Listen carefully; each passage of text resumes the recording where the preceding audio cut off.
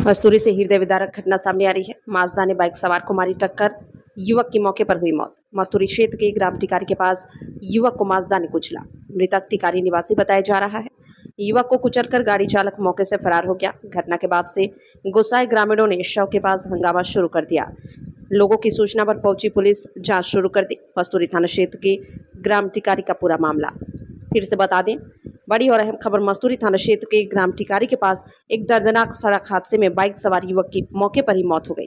जानकारी के अनुसार तेज रफ्तार माजदा वाहन ने युवक को टक्कर मार दी, जिससे वह वाहन के नीचे आ गया और उसकी घटनास्थल पर ही मौत हो गई।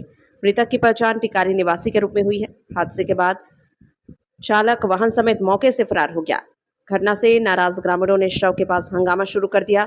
सूचना मिलते ही पुलिस मौके पर पहुंची और स्थिति को नियंत्रित करते हुए जांच शुरू कर दी है। पुलिस फरार चालक की तलाश में जुटी हुई है।